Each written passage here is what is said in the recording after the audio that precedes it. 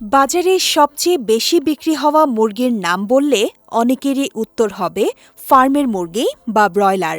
তবে এই মুরগি কি সত্যি কৃত্রিম, নাকি হরমোন দিয়ে কয়েক সপ্তাহেই বড় করা হয়? এমন নানা প্রশ্নের উত্তর লুকিয়ে আছে হাজার বছরের এক ইতিহাসে।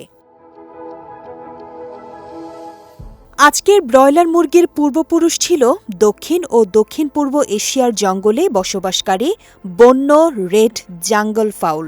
কয়েক হাজার বছর আগে মানুষ এই পাখিকে গৃহপালিত প্রাণীতে রূপ দেয়।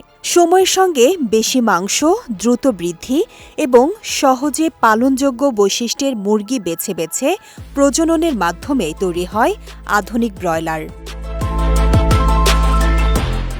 বাণিজ্যিক ব্রয়লার শিল্পের বড় মোড় আসে ১৯২৩ সালে যুক্তরাষ্ট্রে। কৃষক সিসিল স্টিলের একটি ঘটনাকে ঘিরেই শুরু হয় মাংস উৎপাদনের জন্য আলাদা জাত উন্নয়নের পথচলা। পরে গবেষণার মাধ্যমে এমন ব্রয়লার তৈরি হয় যা মাত্র কয়েক সপ্তাহে বাজারজাত করার উপযোগী হয়ে ওঠে। বাংলাদেশেও একসময় মুরগি পালন সীমাবদ্ধ ছিল বাড়ির আঙিনায়। তবে ৮০-র দশক থেকে উন্নত ব্রয়লার জাতের আগমন এবং বেসরকারি খাতের বিনিয়োগে দ্রুত বিকশিত হয় দেশের পোলট্রি শিল্প। ৯০-এর দশকের পর ব্রয়লার সাধারণ মানুষের খাদ্য তালিকার নিয়মিত অংশ হয়ে ওঠে। ব্রয়লার নিয়ে প্রচলিত একটি ভুল ধারণা হল এগুলোকে হরমোন দিয়ে বড় করা হয়।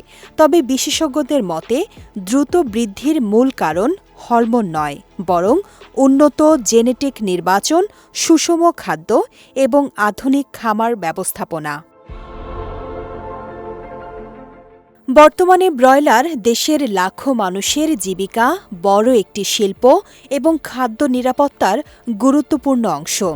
জঙ্গলের এক বন্য পাখি থেকে মানুষের খাবারের টেবিলে পৌঁছানো এই যাত্রা আসলে বিজ্ঞান, কৃষি আর মানুষের প্রয়োজনের এক দীর্ঘ বিবর্তনের গল্প। শেখ তাসফিয়া করিম, বিজয় টিভি নিউজ ডেস্ক।